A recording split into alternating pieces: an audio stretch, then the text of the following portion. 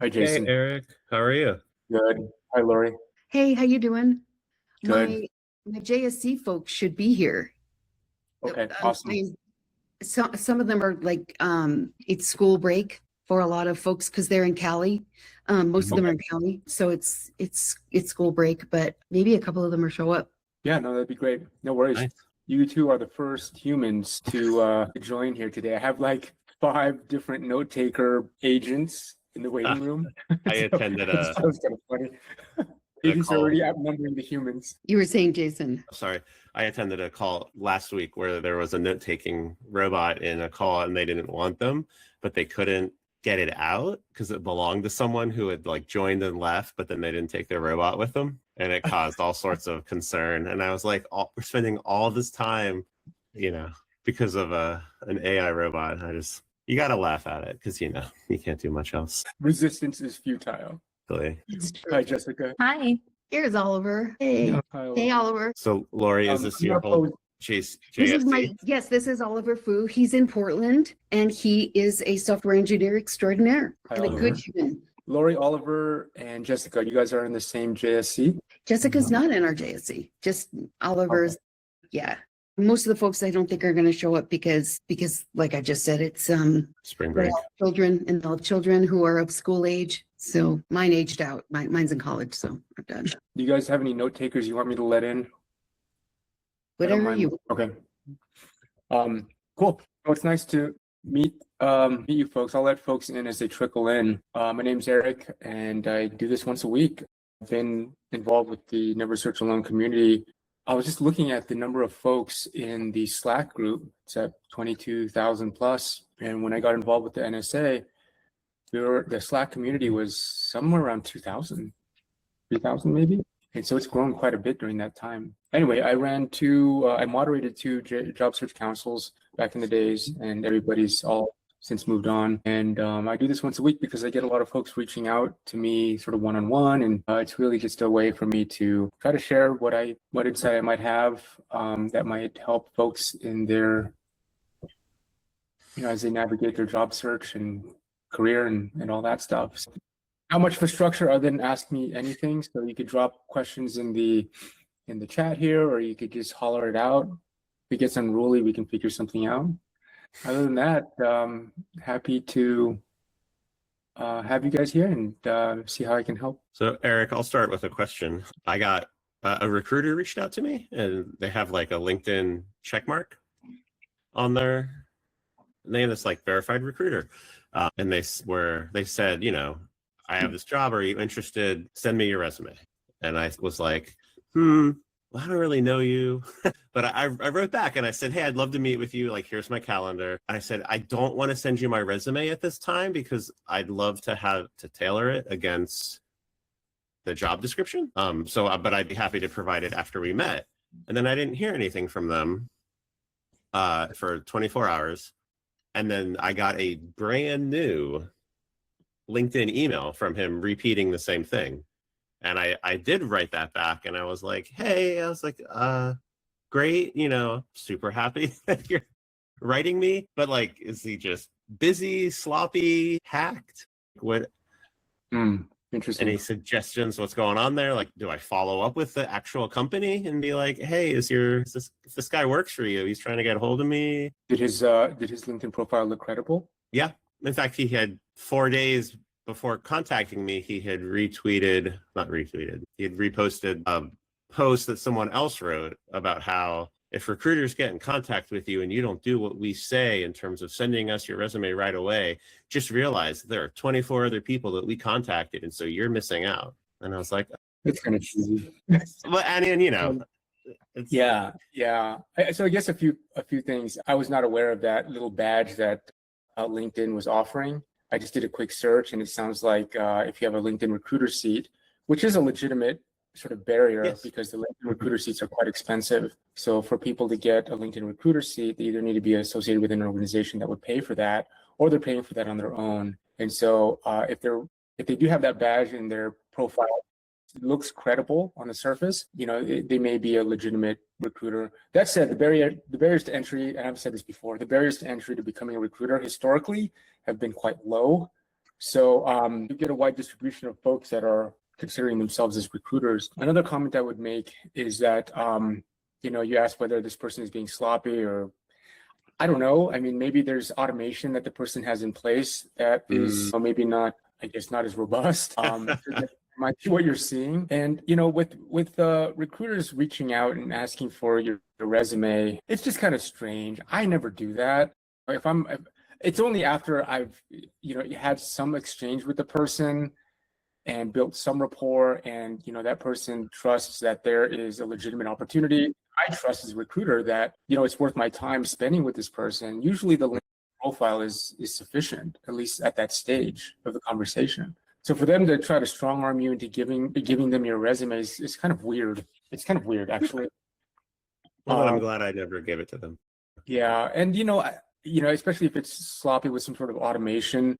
Honestly, I don't know what the game is. Like if they have automation to collect resumes and what they're doing with that, there might be some sort of, who knows? There might be some nefarious reasons for collecting resumes that I'm not aware of. But I mean, I would just, it's strange. Let me put it that way. From my experience, it's strange to try to strong arm a candidate to getting their resume like at that early of a stage. Right? It's just weird. That said, what I would recommend, when you're engaging with her, I think you did the right thing, Jason. Size them up, check out their LinkedIn profile, see if they're actually a human, right? And see how long the profile has been around, are they active, and I know that increasingly verifying whether somebody's human or not is going to be increasingly difficult as time goes on. But it's just to be a good step for you to do. That way you're not wasting your time, right? And I don't know if that recruiter was like a third-party recruiter or they were part of a sort of an internal company, like they were hiring for one dedicated company. But those are also the questions I would try to sort of check mark in my mind as I look at sizing up a recruiter and whether to engage or to what extent you would engage with them. Yeah. Okay. Thank you. Yeah, sure. I just was going to second that, Jason. I had something very similar happen. And I did decide ultimately that it was some kind of a scam. A woman reached out to me named Alexa Marciano from a group called Syndicate Blue, and it all looked legit. She is connected to a couple of friends of mine. I mean, it really, and I looked, Syndicate Blue exists, and she asked, recruiting for a CEO role. It did match what my profile would suggest. And then she said, if you want to set up a time to talk, email me. So I did. And then she wrote back and said, looking forward to receiving your resume. And then nothing. And didn't end up having a call or anything. So it was definitely some kind of a scam is my interpretation of it. Why she wanted my resume, I don't know. Or whoever it was. I don't even know who, Yeah. Early on, I made in my job search, before I knew any better, I had open to work on my profile, my LinkedIn profile, and I got contacted by a number of people from legitimate organizations, but using an email, wanting me to email them things at Hotmail, at something, and I would find the person on LinkedIn and send them a message saying, "Hey, do you know that there's someone out? Did you actually contact me about a job? Are you?"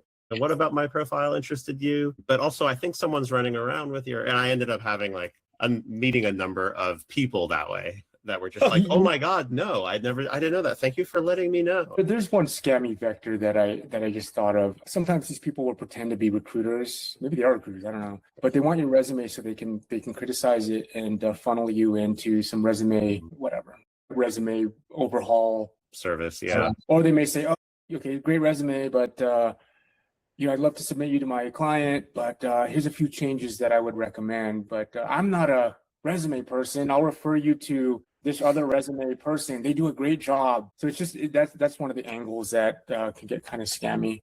Eric, maybe I'll share something that happened to me. So it was a recruiter reach out. It was legit because they said, "Hey, we've got this role open." They sent the link to the role that was on the website and said something like, "We'd really welcome your application." So I did. I tailored my resume. I applied. There was a little back and forth with the recruiter saying, "Okay, I'm sending everything to the hiring manager." And then what I got was an automated rejection after that. Went back and asked, "Okay, what was the reason?" I can't remember what I said. And then I was ghosted after that. And so I don't know how to take that, but it's kind of tainted the image of the entire company for me. Sure.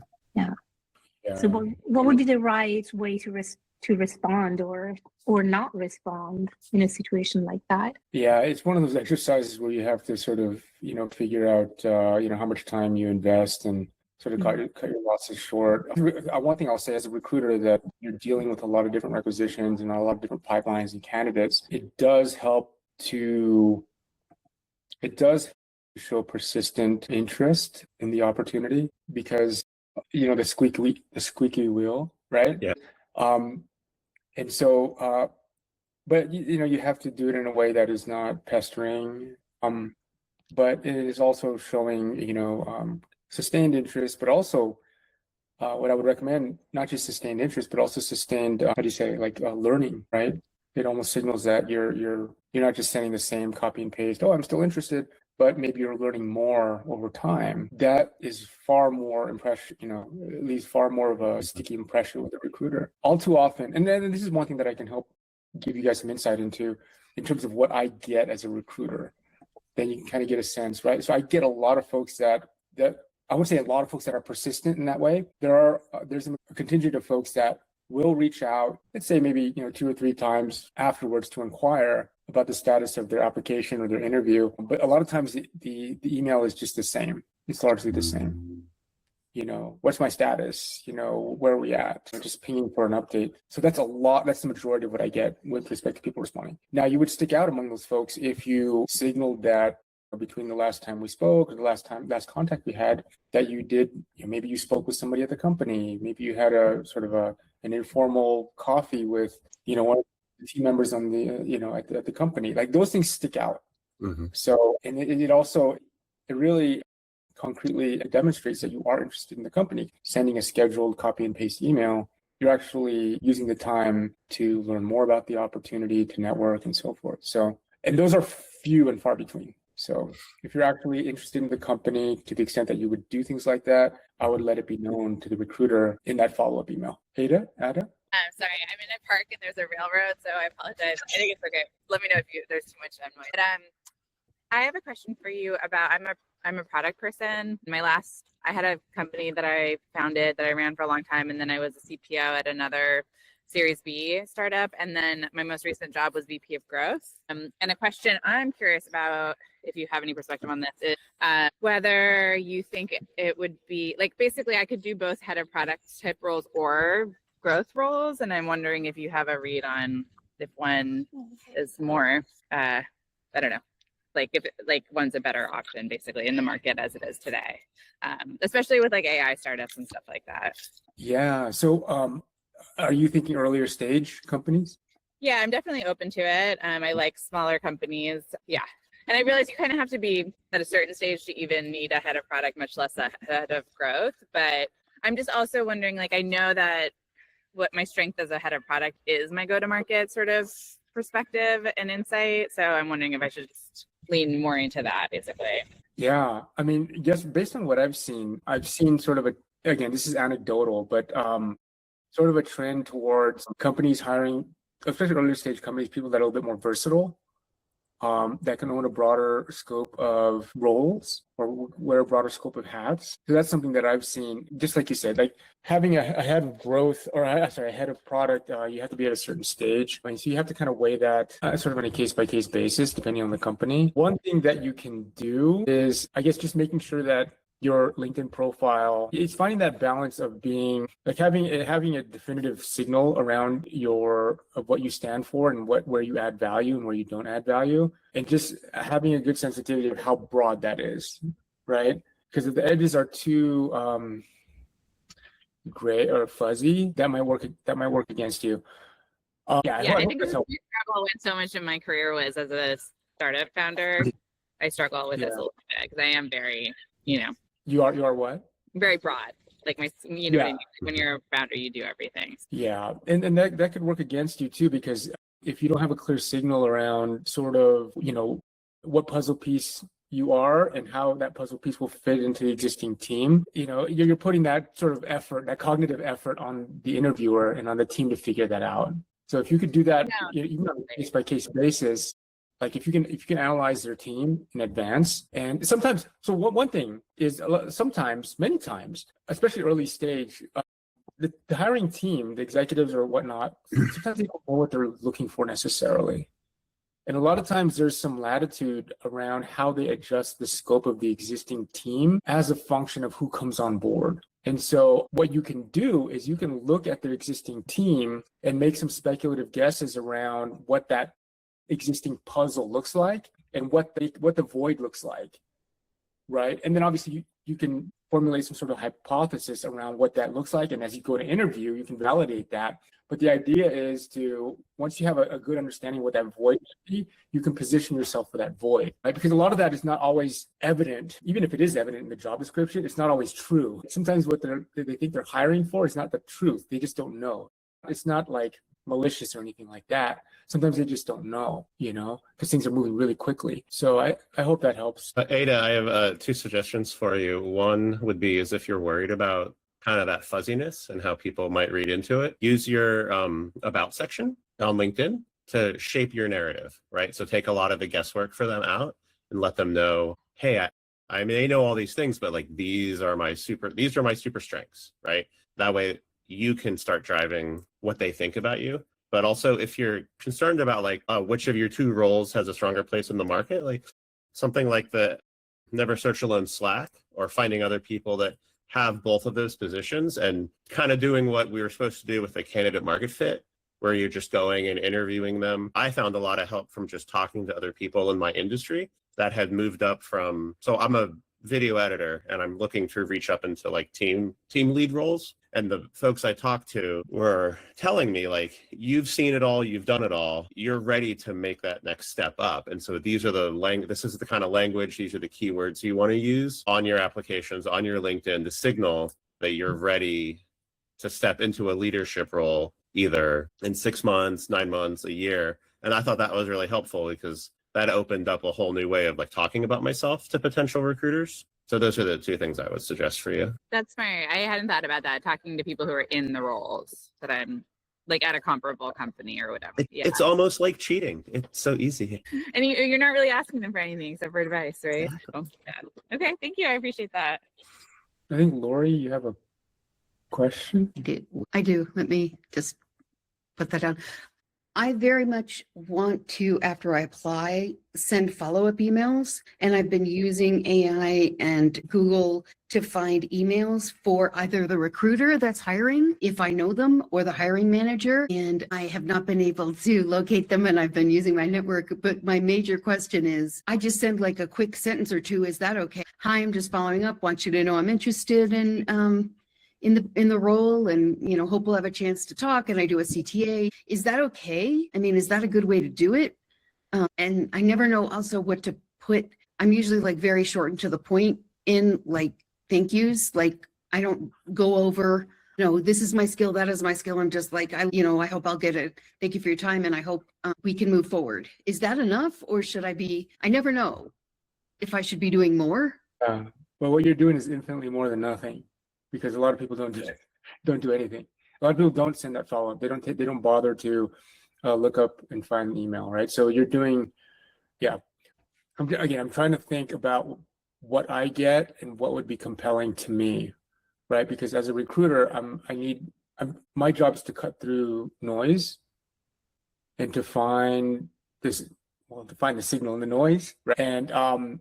And so when you are sending that email, even if it's just, hey, I just applied, thanks, that's already doing some cutting through the noise, right? Because I know that you've taken the effort to actually draft the email and send it.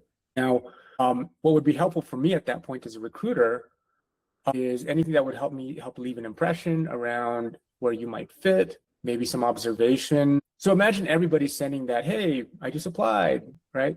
And imagine you as a recruiter getting, 20 of those for a given position. Now, what would stand out? What would be helpful for you as a recruiter, right? Is somebody that's giving you a little bit more about why you think you'd be a good fit. And I think to your point, I don't think that means like, regurgitating your resume, right? But even if it's just one thing about why you're a good fit that demonstrates your understanding of the opportunity or the culture or whatever the gap, going back to that puzzle metaphor, right? Like anything that would signal some understanding of what that gap might be that they're trying to solve. Yep. with the role and how you've done that in the past, I think would be helpful. The other thing too is for me as a recruiter, what gives me a lot of signal is not matching skills. I mean, that gives some signal, but more than matching skills is matching the outcomes or the accomplishments. So if the accomplishments that you've sort of delivered in your work experience, if they look like the accomplishments that need to be done at the company, that's a strong signal, right?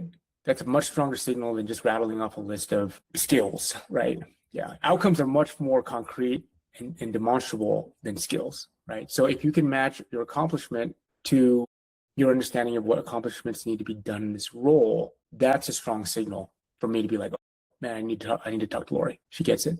Yeah. Okay. Same with thank you notes. Like just a quick, like sometimes I'll just do like 1 or 2 bullets. I'll be like, thank you, I appreciate your time. Just want to reiterate X, Y, and Z. And thank you again. Hope I can move forward. Bye-bye. Right. A quick, full, non-generic, genuine question is also appropriate because then it invites the recruiter to start to engage with you, right? So a thoughtful question is something that's, obviously something that you can't just look up on their website, right? But something that you're trying to minimize, you're not trying to create new work for the recruiter, right? In fact, you're trying to do some of the work for the person, right? Because their job is to find a signal, right? So if you're giving them relevant signal, you're helping that person in a way that they can easily consume, right? I wouldn't recommend like paragraphs or blocky, but yeah, a thoughtful question could go a long way. Can you give me examples?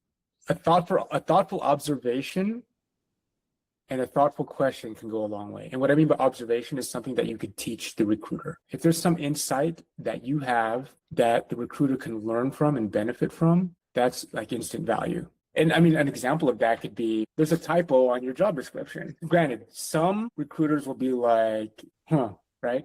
But other recruiters, myself included, would be like, okay, this person has some attention to detail, right?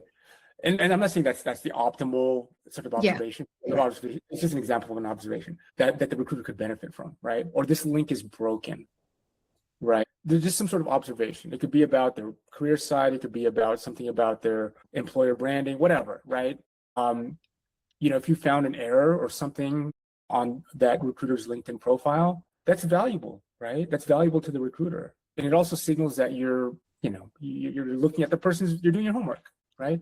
So a combination of an observation or insight with a thoughtful question could go a long way. It doesn't have to be long. In fact, I'd advise not to make it long. Thank you. Hi, Oliver. Oliver, do you have a question? You might be on. Oliver, you're muted still.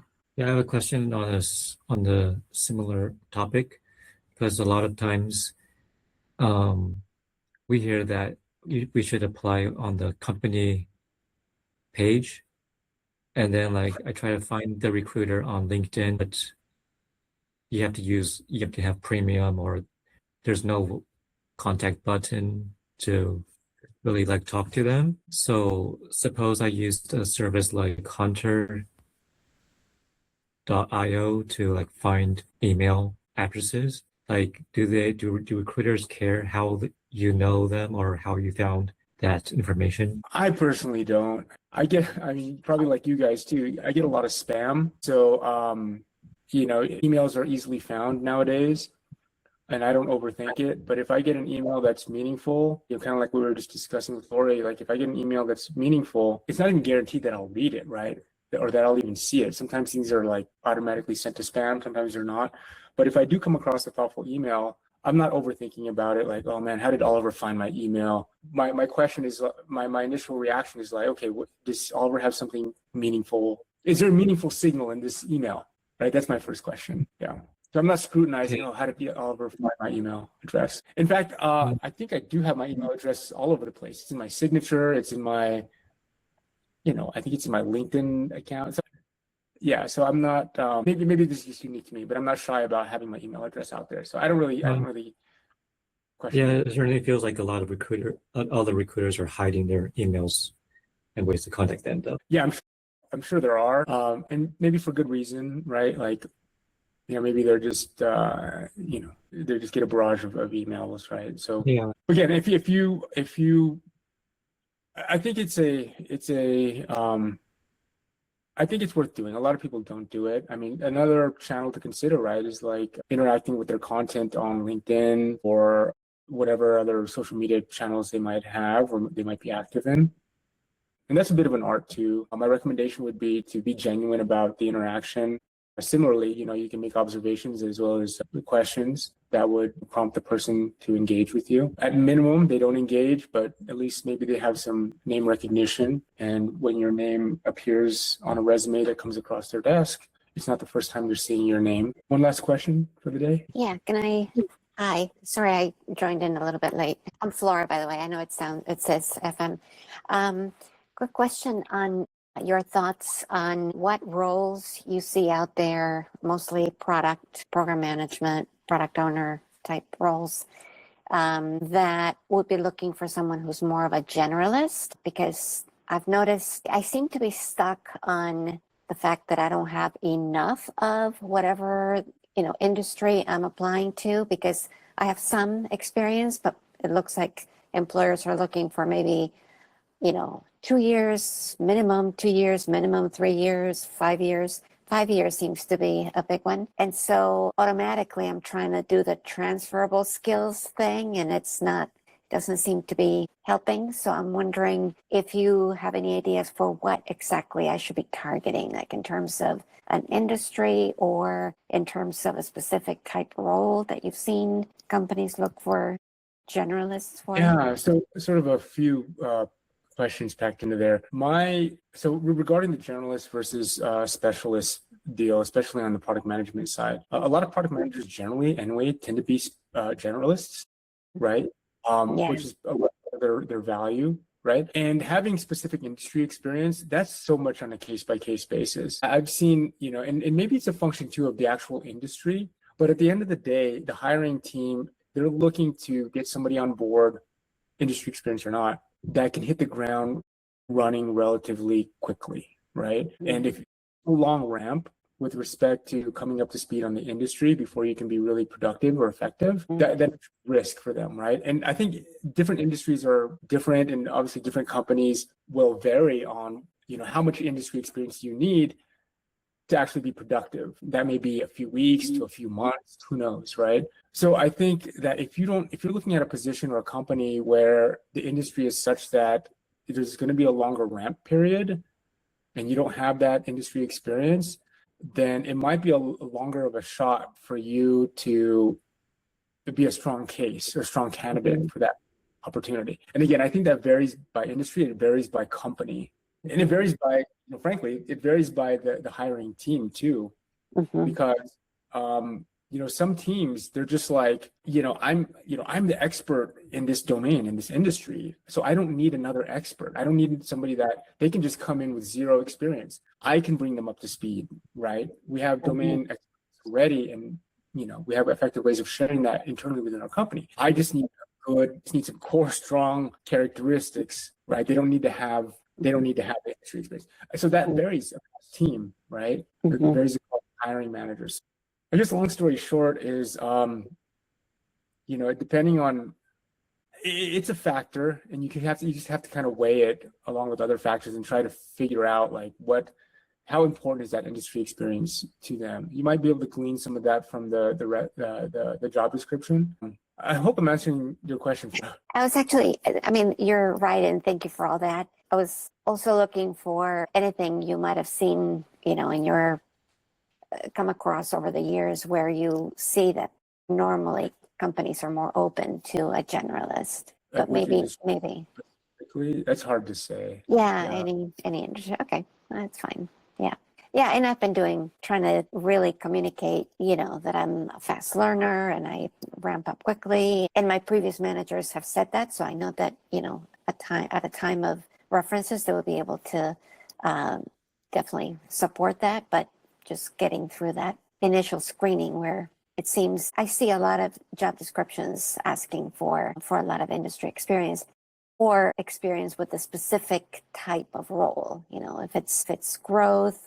In some places, to your point, it kind of makes sense that they would be looking for someone who's got, that experience. And healthcare is one for sure. They always want someone with a lot of healthcare experience. E-commerce is the same thing.